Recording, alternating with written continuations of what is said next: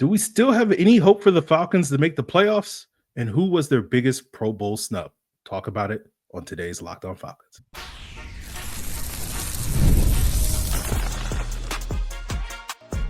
You are Locked On Falcons, your daily Atlanta Falcons podcast. Part of the Locked On Podcast Network, your team every day. Welcome back, everyone, to another illustrious episode of the Locked On Falcons podcast, your daily Atlanta Falcons podcast, part of Locked On Sports Atlanta, your team every day. And today's episode is brought to you by PrizePicks. Go to prizepicks.com/LockedOnNFL and use code all lowercase LockedOnNFL to win $50 instantly when you play $5. So if you do not know me, I'm your very humble host, Aaron Freeman, aka Mr. Drew, aka the iron that sharpens the iron, aka Mr. aka. Been covering the Atlanta Falcons for a lifetime, formerly at FalcFans.com, RIP. Still going strong on this illustrious podcast. And I thank each and every one of you that goes strong with me as everydayers. That means you make this podcast your first listen each and every day. And to become an everydayer, all you have to do is subscribe or follow for free on YouTube or wherever you listen to podcasts.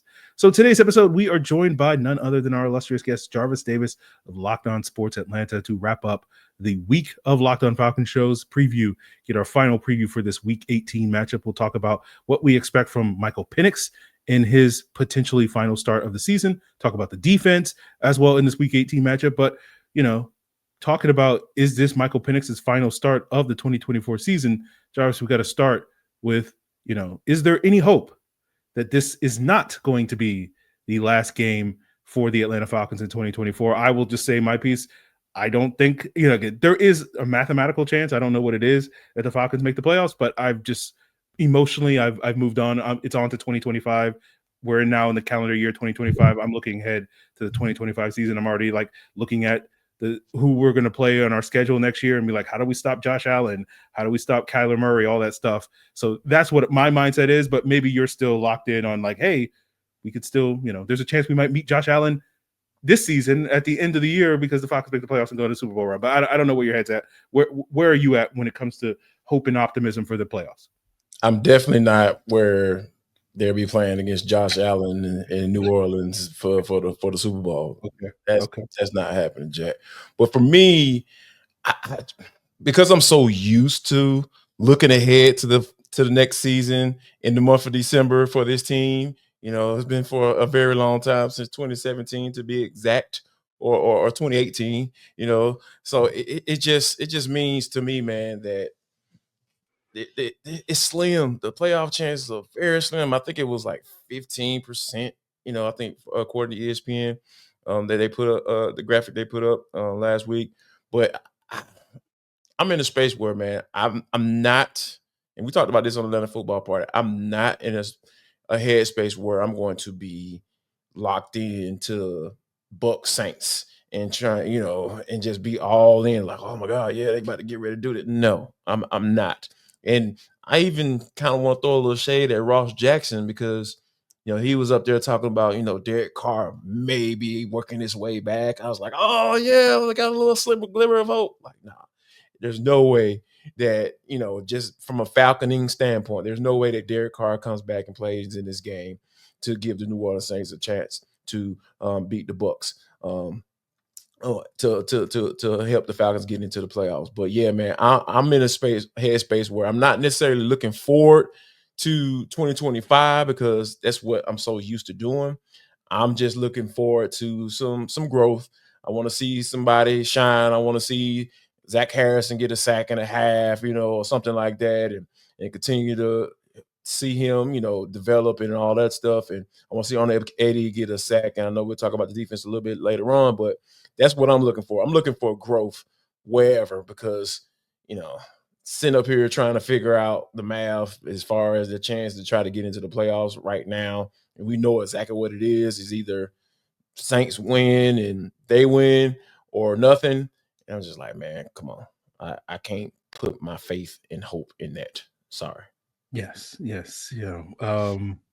We'll talk about what type of growth we can expect, especially from some of these young guys in this final game, and hopefully that they can carry that over and build on that into 2025. But, let's talk a little bit about the news of the day, which is the Pro Bowl teams were announced.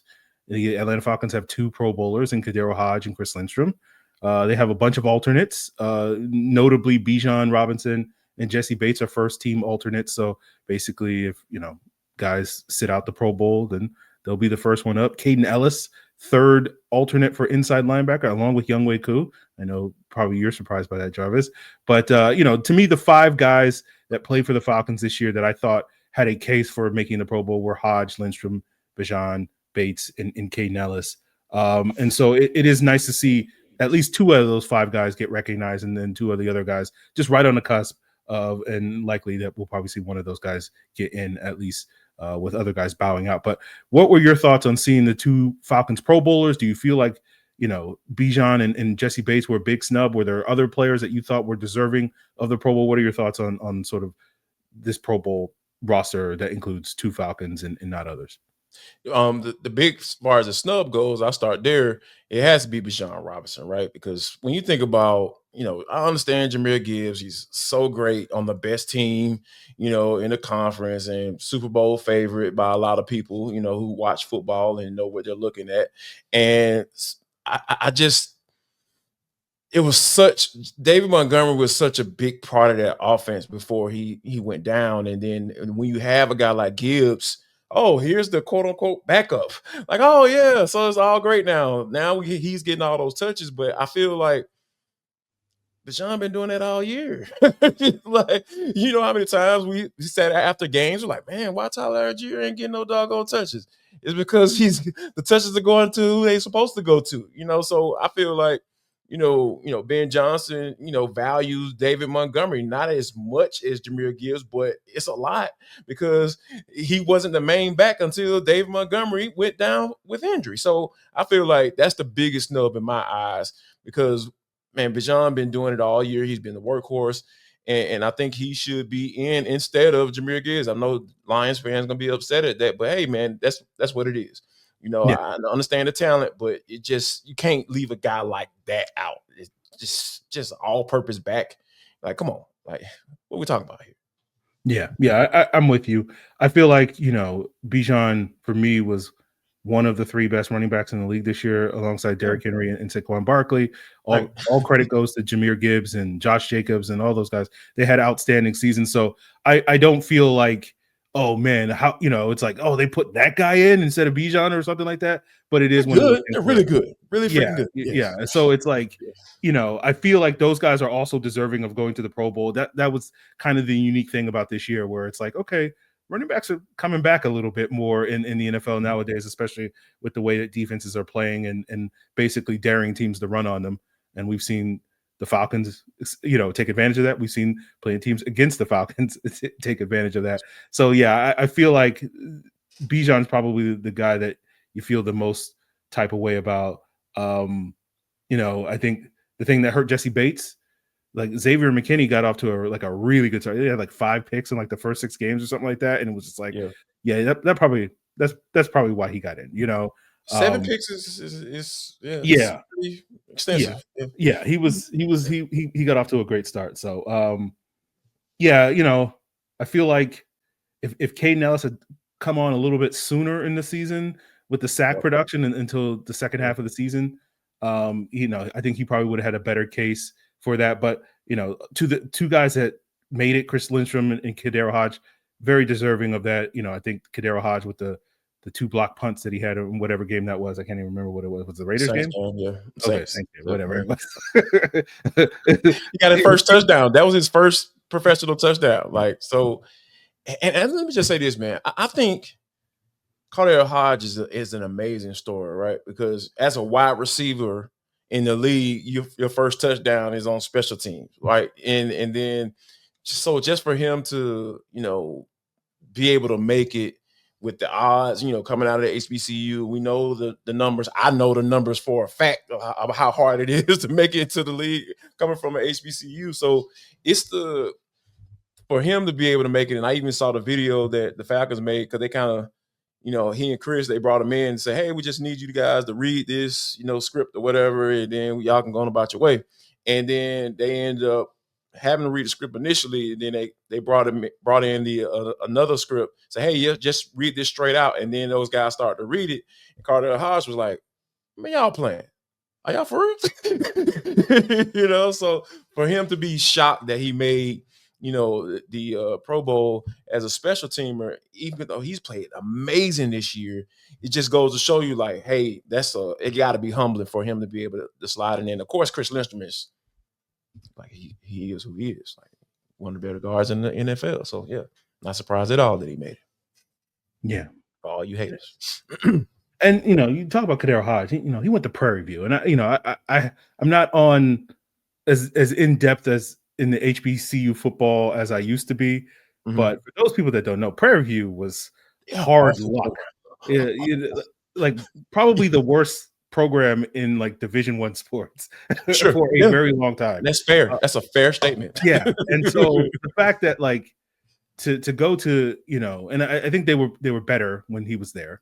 A couple of years ago, so they're not as down on their luck, from what I understand, as they used to be. But you know, when you talk about like that type of story, like, you know, that is one of those stories where it's like coming from that school, you know, bouncing around the NFL for several years until he got to Atlanta. I remember that offseason when, you know, the Falcons bring in Bryan Edwards and Auden Tate, and, you know, everybody's like, oh, this new revamped wide receiver core and Drake London and all these guys, and they got all these, you know, skyscrapers at the position. And I remember after the draft being like, I think Kadero Hodge is going to make the roster, and people were crazy. They were like, what? Kadero Hodge? Who? I never even heard of this dude. And I'm like, yeah, this is why I always say on this podcast, special teams matters, guys. Like, this guy is a ace special teams player. Yes. And you've seen it now pay off in this third year. And then you couple that with the sort of highlight moments that he's had on, you know, they don't win that Bucs game without Kadero Hodge making an incredible play in that on that Thursday night. So he is one of those players that it is nice to see him get recognition, and sort of basically all this to say, like, the underdog of all underdogs is his background. And so it is nice to see him recognized by, you know, the league and the fans and the media and all that stuff.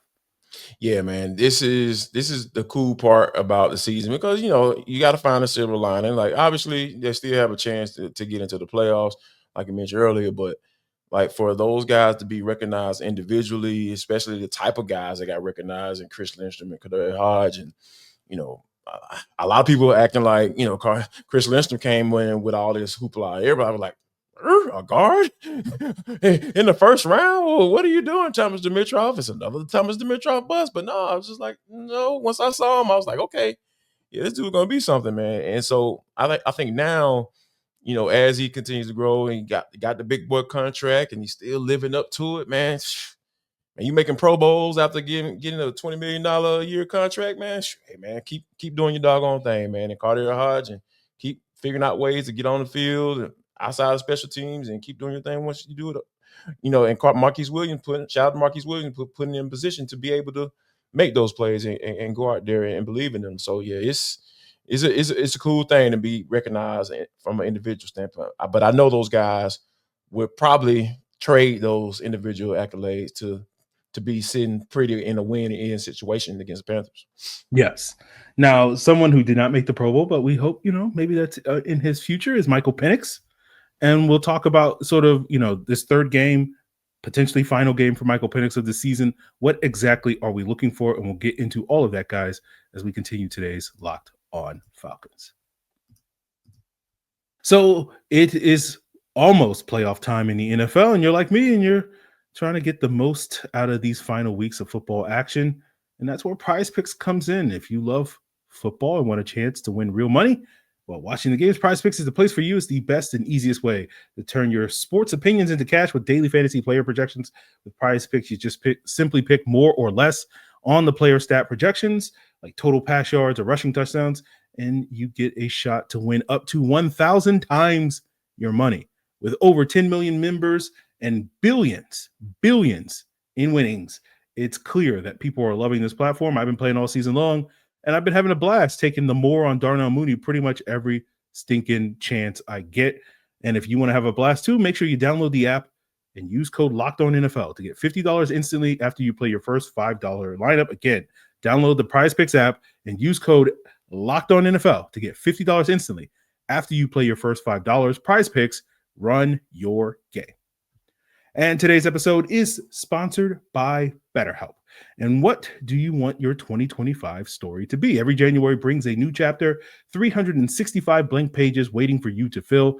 And if there's a part of your life that you want to rewrite or that plot twist that you've been craving, why wait? Life isn't about fleeting resolutions. It's all about taking control and becoming the author of your own story. Think of therapy as a personal editor, helping you craft the life that you deserve. It's not just for crisis situations.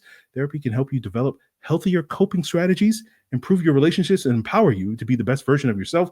Whether you're facing a challenge or just looking for personal growth, therapy is a tool to help you to help guide your journey. So if you want to learn powerful coping strategies like you can only control what you can control, which I use every single day when I'm dealing with the Atlanta Falcons, even if you haven't tried therapy and the benefits are clear, find someone to talk to and gain fresh perspectives, and you can make all the difference in how you navigate life's ups and downs by joining BetterHelp. So write your story with BetterHelp. Visit BetterHelp.com/lockedon today, and you'll get 10% off your first month. That's BetterHelp, HELP.com/lockedon.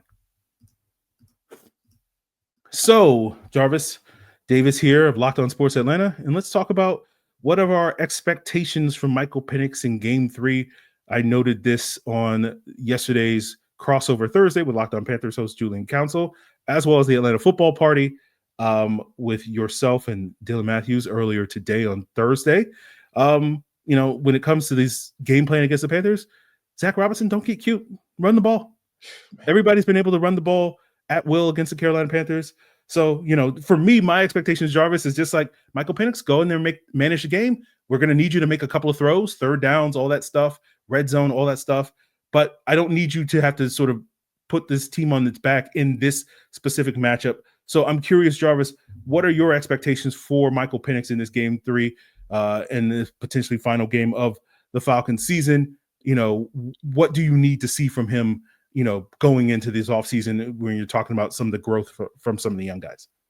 I'll start with Zach Robinson, like you mentioned, man. Like that needs to be, how they give you the game plan. They give out game plans and everything. On that front of that bad boy says, "I won't get cute." That needs to be the name of the game plan going against a matchup against a team that is pretty soft against the run. That's a nice way to put it without cussing. So I think one of the things that not only with Zach Robinson, I feel, Michael Penix needs to be able to capitalize off the effectiveness that they should have in the run game too. Like I want to see that play action game really get cooking, man, because I feel like there's a lot of potential there when you talk about the accuracy and Michael Penix being able to make those throws. I love that kind of bootleg that he kind of threw to Drake London as he was coming across the field. It was like he had a defender in front of him. He was just like different arm angle, boop, get the ball around or get it over to him to Drake London, an easy pass for him to catch and run and go do what he does as far as on yak yards go. So I think that I want to be able to see him on display in that arena, not that 7-2, pass run ratio that we talked about on the football party earlier, but being able to capitalize off that run game, that's the beauty of an offense, right? When offense coordinator is able to get one element of that game going like that, and then you kind of build off of it too. I feel like that'll put the Falcons in a really, really good spot against a crap team. I mean, just to be quite honest. Yeah. I think you nailed it with the play action stuff, because that hasn't really been a strength of this team all season long, right? We spent a lot of time when Kirk Cousins was here talking about how this team used play action the least, and a lot of those issues were, fairly or unfairly sort of put on Kirk Cousins' limitations. And then we saw in that Giants game, the play action passing game, get that spark. It didn't sort of carry over into the Washington game. And it's one of those things I want to see this play action passing game get going. That's going to be one of those things that we talk about in the offseason that gives you more hope and optimism for what this offense can be in 2025 with Michael Penix, where it's like, okay, we can run the football, right? That's been a strength of this team. And then when you can be able to consistently and reliably dial up those sort of explosive plays, especially with the play action, attacking the middle of the field, attacking that intermediate spot behind the linebackers and in front of the safeties, like that to me is the sort of two-pronged approach that, like, if you can do those things effectively, you have the potential to be that sort of high-powered offense that you're going to need to be when you're going up against, the Josh Allens and all these other quarterbacks, potentially Justin Herbert. And, if you're going to need Michael Penix to have to carry more of the weight in 2025 in order for you to win football games, that you're not going to be able to play a team like the Panthers every single week. You'll get 2 of those next year, but where you're going to need that passing game to be a little bit more potent. So I would like to see them get some of that going. You're right, against this Carolina team, even if the bulk of the game plan, I think, should be relying on the run game. And then you got to have a couple elements that makes sense, as far as for this team. And I think this kind of speaks to, Zach Robinson and what he's able to do as a first-year play caller, right? You got Darnell Mooney, who's a few yards away from 1,000 yards. That matters. I don't know. People are like, oh, who cares? No, that stuff matters, man, because Terry Fontenot, when it comes down to nut cutting time at the end of the year, you got to start having some conversations. It's like, hey, man, I brought in the side of free agent guy.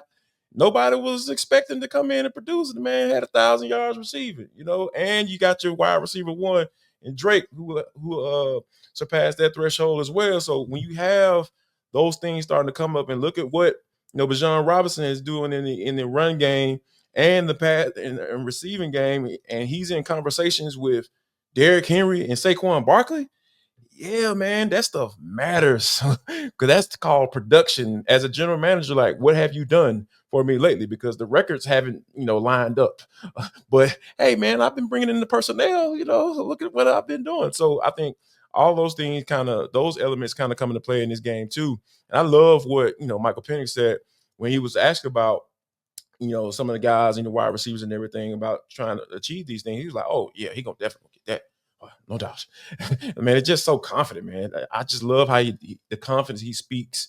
It's kind of with ease. And I really appreciate that, or appreciate hearing that from a guy who's only started 2 games. So I think overall, man, that's the thing to kind of make sure that he kind of accomplishes, because we know that that's what he wanted to accomplish. But I think overall, just the wide receiver group and the guys coming in this year, being able to establish some type of chemistry, like we talked about on the football party a little bit earlier in the day. I think all those things kind of what make this game matter a little bit more than what people are saying. I mean, I understand getting the win and hoping and praying that Saints beat the Bucks, but there's another element to this thing where you got your quarterback getting live game action with the guys who are going to be on this team, next year in 2025. So I think that's the one little cool part about, this matchup. Yeah.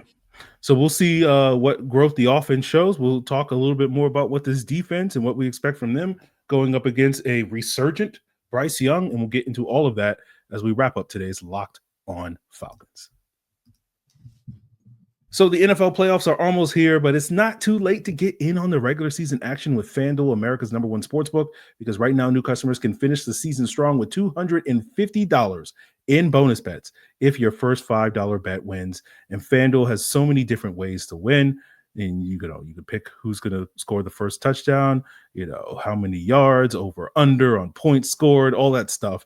And it's not just for football. It's college football playoffs. It's the NBA, NHL. All you got to do is visit FanDuel.com to join today. That's FanDuel.com for your chance at $250 in bonus bets if your first $5 bet wins. Make every moment more with FanDuel, an official sports book partner of the NFL. So, Jarvis, we just talked about what we wanted to see from Michael Penix in this offense in this Week 18 matchup. What do you want to see from this Falcons defense in this Week 18 matchup? I want to see a sack and a half from Arnold Ebiketie. I want to see a sack from Zach Harrison. I want Dave Onyemata to kind of bring up his value for when, teams start calling about one of the veteran interior defensive tackle. Sorry, I'm just kidding. No, man, I really want to see the young guys really continue to kind of establish themselves. I want to see Dee Alford get a bounce back game, because I think people kind of being a little bit too hard on Dee Alford, because there's a reason why he's the third cornerback. I know people say had a nickel cornerback as a starter. Yes, that is true. But when you have a guy like AJ Terrell, who you don't try, like that's been his year. That's been his theme for this year. Like, don't try me, because and he's locked up a couple of guys this year, a few guys that you know who they are, and I'll let y'all go do the research on that, but I know who they are, and they're really freaking good wide receivers that have torched the Falcons in the past. So yeah, there we go. And Mike Hughes, a lot of people, wasn't really on that train this year. Like, let's get a young guy and let him go in there and learn and to work alongside AJ Terrell from the cornerback spot. But Ra, again, having the defensive acumen that he has as a defense coordinator, all that stuff, he understands what Mike Hughes brought to the table. We say, after looking at the film, I like what I see. All right, cool. So you got him over there. Now you have the third cornerback. And people are also all surprised and shocked and awe that he's been targeted more than those two guys that I just mentioned. It's the reason why, folks. That's just how game plans work. Okay, who's lining up in that slot? All right, we're going to put X player, who's our wide receiver 1, in the slot and see if we can take advantage of that matchup against Dee Alford, because that just makes sense, people. The easiest matchup, that's what they want. Offense coordinators look for that. So I think that, understanding that aspect of it, and then coming into this game, a game like this, it's just like, all right, I want to see Dee Alford to kind of say, hey, I know I'm third in the pecking order. That's just how it's going to work. I'm going to get those targets like that. But I can take advantage of being targeted so much by, whether it be pass breakups, PBUs, or, picking the ball off and going the other way with it. So yeah, that's my big thing, man. I want to see Dee Alford get a bounce back. And of course, I got to have my guy Arnold to kind of continue to he's a slow, developing person, but hey, man, it seems like he's coming around. So I want to see him continue to go towards that way. Okay. The way you said that, Jarvis, it made it sound like Arnold Ebiketie rides the short bus, and he's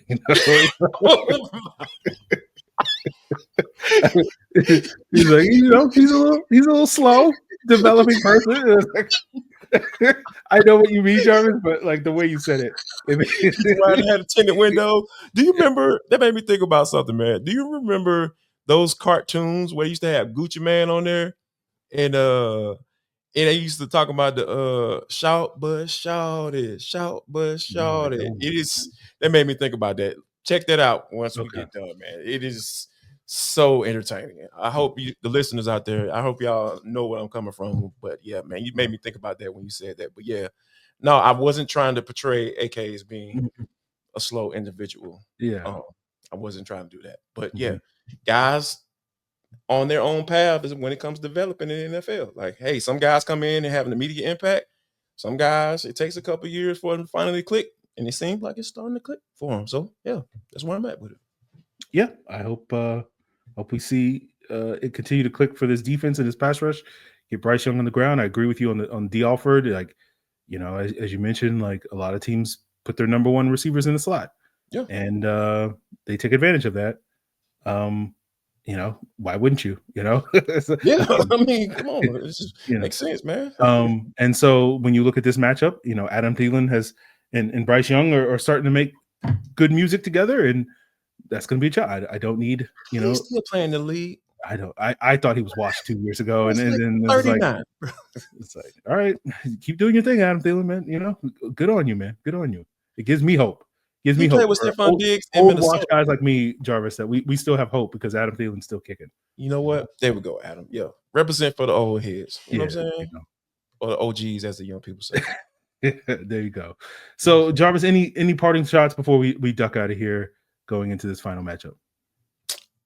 Yeah, man, just get the win because they're gonna be playing at the same time. Like, I'll be, like I said, like I mentioned earlier, I really am interested to see who's gonna be the staffer paying attention to the Bucs Saints game. I'm very interested to see who's gonna be paying attention. Like, because I'll be looking around, me, man. I get a little petty every now and then. I'm like, all right, who's paying attention to the game? Who's watching that Bucs Saints game? And I know if the Saints somehow get a lead, I know they're going to put it on the big screen, up above the guys. So yeah, I'm be interested to see how they handle that, because if the Saints are up and the Falcons are up, I'm like, oh, I wouldn't be surprised if they doggone put the game on a big screen while they're in there. That'd be something else, man, if they were to pull that off. So yeah, that's what I'd be looking for. So we'll see. Yep, we will definitely see on that end. Even if the Saints don't take care of their business, there's still reason, I think, for the Falcons to win this game. Again, 9-8, winning season. Yeah, it's something. Again, it's not what people wanted, right? Absolutely. But it's something. So we'll take what we can get. Beggars cannot be choosers, as I often say on this podcast. So we'll see what's what with the Falcons on Sunday. Of course, Jarvis and myself, along with Tenitra Batiste, will be back on Sunday immediately after that final whistle for a postcast over at Locked On Sports Atlanta live on YouTube. Of course, you'll be able to find the audio shortly thereafter, both on Locked On Sports Atlanta and Locked On Falcons. And of course, we'll be back on Locked On Falcons about an hour after that with a rapid reaction to give you the lowdown on everything that happened in this Week 18 matchup against the Falcons and Panthers. And so continue to make Locked On Falcons your first listen. Check us out on YouTube or wherever you listen to podcasts. Same thing for Locked On Sports Atlanta. And of course, check out Locked On NFL, 2 shows daily to get you the lowdown on all the other things going on elsewhere in the NFL this weekend. The playoff implications, who's got to win, all that stuff, the seeding, all that is covered for you by Locked On NFL. It's all part of Locked On Podcast Network, your team every day.